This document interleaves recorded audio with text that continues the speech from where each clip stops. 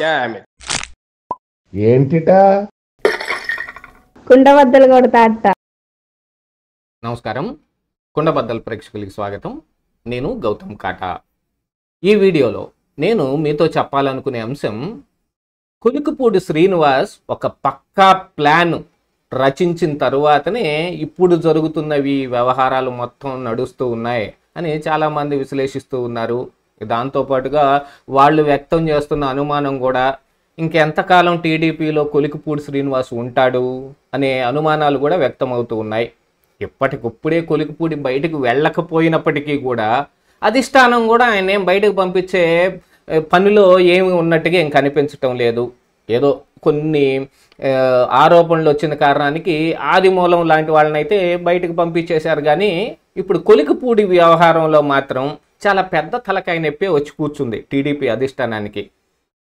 ఒక రకంగా వాళ్ళకి తలకాయ నొప్పిగా తయారయ్యాడు. చెప్పులో రాయి, కంట్లో నలుసు అంటారు చూడండి. కులుకుపూడి శ్రీనివాసు అలానే చేస్తూ ఉన్నాడు. పోనీ ఇవన్నీ ఏదైనా వేరే కారణానికి చేస్తూ ఉన్నాడంటే ఇవన్నీ అన్వాంటెడ్ థింగ్సే, కావాలని కులుకుపూడి న్యూస్లో ఉండటానికి లేపితే తప్ప ఇలాంటివేది బయటకు రావాల్సిన అవసరం లేదు. ఆయన ఏదైనా మరి మీడియాలోనే మాట్లాడతాను. ఆయన నిన్న ఒక ఇంటర్వ్యూలో, అది కూడా ఇప్పుడు న్యూట్రల్ అని చెప్పుకోబడుతున్న, గతంలో వైఎస్ఆర్ కాంగ్రెస్ పార్టీకి బాగా వంతపాడిన కొన్ని యూట్యూబ్ ఛానల్స్లో ఆయన దర్శనం ఇవ్వటం కూడా మొదలుపెట్టాడు. ఎందుకంటే మెయిన్ స్ట్రీమ్ మీడియాలో ఎవరైతే చెయ్యబొట్టుకొని కులుకుపూడి శ్రీనివాసుని ఎడదాకా తీసుకొచ్చారో, ఏబిఎన్ రాధాకృష్ణ, ఏబిఎన్ వెంకటకృష్ణ, ఆయన అనునిత్యం న్యూస్లో కూర్చోబెట్టి ఇక చివరాఖరికి ఇది కూడా ఒక పక్కా ప్లాన్ ప్రకారమే జరిగిందని చాలామంది అంటూ ఉన్నారు. కులుకుపూడి విష్ణువర్ధన్ రెడ్డిని చెప్పుతో కొట్టడం కూడా ప్రీ ప్లానే అనేది కూడా చాలామంది అభివర్ణిస్తున్న విషయం. అంతదాకా తీసుకొచ్చిన తర్వాత కూడా ఆయన మళ్ళీ ఎంటర్టైన్ చేసి ఇక ఆయన్ని జనంలో, అసలు అమరావతి ఉద్యమం అంటే ఏదో కులుకుపూడి శ్రీనివాసే నడిపిస్తున్నట్టుగా, అసలు ఉద్యమం చేసింది రైతులు, వాళ్ళకి వెనక నుంచి సపోర్ట్ చేసిన పార్టీలు కొన్ని ఉన్నాయి. వాటి ద్వారా ఈ జగన్మోహన్ రెడ్డి పాలనలో ఉన్నంత కాలం అమరావతిని నిలుపుకోవడానికి, దాన్ని కాపాడుకోవడానికి రైతులు చేసిన పని మొత్తాన్ని మొత్తం మా వల్లే జరిగిందని చెప్పుకుంటూ టీవీల్లో మాత్రమే కనిపిస్తూ, వీళ్ళంతా టీవీ స్క్రీన్ ఉద్యమకారులు అనమాట. పచ్చకండవ కట్టుకుంటాడు. ఈరోజు కూడా ఆ పచ్చకండవ ఆయన ఎందుకు కట్టుకుంటాడో మరి ఎవరికి తెలియని అంశం. ఇంకా అమరావతి ఉద్యమం ఉందంటారా? చంద్రబాబు నాయుడు మళ్ళీ తిరిగి సీఎం అయిన తరువాత అమరావతి ఒకటే రాజధాని అని అందరూ ఫిక్స్ అయిపోయిన తర్వాత, అమరావతిలో అభివృద్ధి కార్యక్రమాలు కూడా జరుగుతున్న తర్వాత ఇంకెందుకు ఆ పచ్చకండువా? ఉద్యమం అయిపోయింది కదా. అయిపోయిన తర్వాత దాని తాలూకు అవశేషాలు తీసి పక్కన పెట్టేయాలి కదా. కాదు, నేను అక్కడి నుంచి వచ్చిన వాడిని అని ఒక కలర్ ఇయటం కోసం ఈ కులుకుపూడి ఆ పచ్చకండువాని ఇంకా కట్టుకొని తిరుగుతాడు. లేకపోతే దాని వెనక ఉద్దేశం ఏమి లేదు. అమరావతి ఉద్యమం రోజున వచ్చి ఆయన కట్టుకున్నాడు తప్ప ఆ ముందు ఆయన కండువాతో ఏం కనిపించలేదే. ఉద్యమ కాలంలో కూడా ఆయన చాలా కాలం ఆ కండువ కట్టుకుని ఏం కనపడలేదు. తరువాత వేశాడు ఒక వేషం, ఎమ్మెల్యే టికెట్ పొందటానికి, చంద్రబాబు నాయుడు ప్రాపకం పొందటానికి, లేకపోతే అక్కడ లోకేష్ ఆశీస్సులు పొందటానికి, తిరువూరు టికెట్ ఖాయం చేసుకోవటానికి.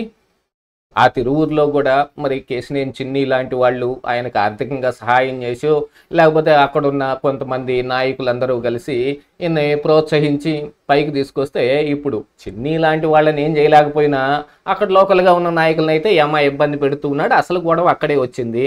దీంతో పాటుగా ఏబిఎన్ ఈ ఆంధ్రజ్యోతి పేపర్ రిపోర్టర్ తోటి కూడా ఆయన సున్నం పెట్టుకున్నాడు. ఒకనొక రోజున నిరాహార దీక్ష చేస్తున్నానని కూర్చుంటే వర్ల రామయ్య అంతటోడు క్రమశిక్షణ సంఘంలో ఒక సభ్యుడు ఆయన ఫోన్ చేస్తే దాన్ని సైలెంట్గా మాట్లాడాల్సింది మైకు పెట్టి జనాలందరికి కూడా వినిపించాడు ఆయన ఏం మాట్లాడుతున్నాడో. ఇక ఇంత జరిగినా కూడా ఇంకా టీడీపీ పార్టీ ఎందుకు భరిస్తుంది? ఆయన ఎందుకు బయటకు పంపించటం లేదు అనంటే ఇక్కడ చాలా రకాలైన ఈక్వేషన్స్ ఉన్నాయి. ఇప్పుడు బయటకు పంపించి ఆయన స్వతంత్ర అభ్యర్థిని చేసే పనిలో టీడీపీ ఏం ఉండదు. అయినా ఇప్పుడు ఈ వ్యవహారం మూలంగా ఆ తిరువూరులో ఉన్న 10 మంది నాయకులకి వాళ్ళకి ఇబ్బంది కలుగుతుందో, కావాలంటే చంద్రబాబు నాయుడే పిలిచి వాళ్ళకి సర్ది చెప్పుకుంటాడో, ఏది చెప్పుకున్నప్పటికీ వ్యవహారం తిరువూరు మాత్రమే ఉంటుంది. కానీ బయటకు పంపించేస్తే వ్యవహారం రాష్ట్ర స్థాయికి వెళ్ళిపోతుంది. ఇక ఈ కోతి కళ్ళు దాగింది పైపెచ్చు నిప్పులు దొక్కింది అన్నట్టు ఇప్పుడు కథం దొక్కుతూ మరి కొలికిపూడి శ్రీనివాసు ఇప్పుడున్న టీడీపీ పార్టీ మీదనో లేకపోతే కూటమి ప్రభుత్వం మీదనో పడే అవకాశాలు మెండుగా ఉంటాయి. స్వతంత్రుడిని చేస్తే ఆ పని జరిగే అవకాశం ఉంది కాబట్టి చంద్రబాబు నాయుడు కూడా ఆ పని చేసే ఉద్దేశంలో లేడు. కాకపోతే మొత్తానికి తీసి పక్కన పెట్టేశారు.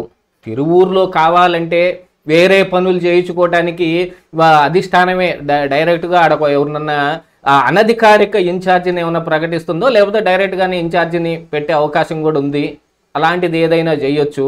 చేసి వాళ్ళ ద్వారా ఈ కార్యకర్తల్ని అక్కడ ఉన్న చోటామోటా నాయకులను మొత్తాన్ని వాళ్ళ గ్రిప్లోనే అట్టి పెట్టుకోవచ్చు. వచ్చే కాలానికి మరి తిరువూరు టికెట్ను లేకపోతే అసలు టీడీపీ పార్టీ నుంచే కొలికిపూడి ఒకడు ఉన్నాడని మర్చిపోయి ఆయన తీసి పక్కన పెట్టేయచ్చు. నిన్న చంద్రబాబు నాయుడుకి షేక్ హ్యాండ్ ఇవ్వబోయినా కూడా కొలికిపూడికి అదే లాంటి పరిస్థితులు ఎదురయ్యాయి. ఆయన ఒకడు ఉన్నాడు, వచ్చాడు, నన్ను కలిశాడు, షేక్ హ్యాండ్ ఇవ్వబోయాడు అనేది కూడా చంద్రబాబు నాయుడు పట్టించుకున్నట్టుగానే కనిపించింది. ఆల్మోస్ట్ వాళ్ళు ఇలాగనే కదా ఇంతకుముందు గతంలో వైఎస్ఆర్ కాంగ్రెస్ పార్టీకి బాగా ఒత్తాసు పలికిన పిఎస్ఆర్ ఆంజనేయులు కానీ సునీల్ కుమార్ కానీ వీళ్ళందరూ చంద్రబాబు నాయుడికి పుష్పగుచ్చం వేయటానికి కలవద్దామని వస్తున్నా వాళ్ళకి లోపలికి ఎంట్రీ లేకుండా పోయింది. ఇక ఇప్పుడు కొలికిపూడి ఆ లిస్టులోనే చేరిపోయే అవకాశాలు మెండుగా కనిపిస్తూ ఉన్నాయి. కాకపోతే కొలికిపూడి అయితే ఏదో పక్కా ప్లాన్ వేస్తాడు. విష్ణువర్ధన్ రెడ్డిని చెప్పుతో కొట్టి సెన్సేషన్ అయినట్టుగా ఇప్పుడు మరేదో సెన్సేషన్ చేయడానికి కూడా ఆయన వెనకాడ్డు అనేది అందరికీ తెలిసిందే. అల్టిమేటం ఇచ్చాడు, పలానా వ్యక్తిని పార్టీ నుంచి సస్పెండ్ చేయకపోతే నేను రాజీనామా చేస్తానని. కానీ చేయకుండా ఉన్నాడు అని అంటే ఎమ్మెల్యే పదవి కోసమే కదా. ఆ పదవిని అడ్డం పెట్టుకుని ఏం చేయటానికి వీలుందో అలాగనే ఈ అధిష్టానానికి తలకాయ నొప్పులు తీసుకొచ్చే పనులు ఏవైతే ఉన్నాయో అవి ఖచ్చితంగా చేస్తూనే ఉంటాడు. మరి తిరువూరులో ఈ రాజకీయం మొత్తాన్ని అధిష్టానం ఎలా మెయింటైన్ చేయబోతుంది అనేది మాత్రం చూడాల్సిన అంశమే. ఇదే ఈరోజు కుండబద్దలు.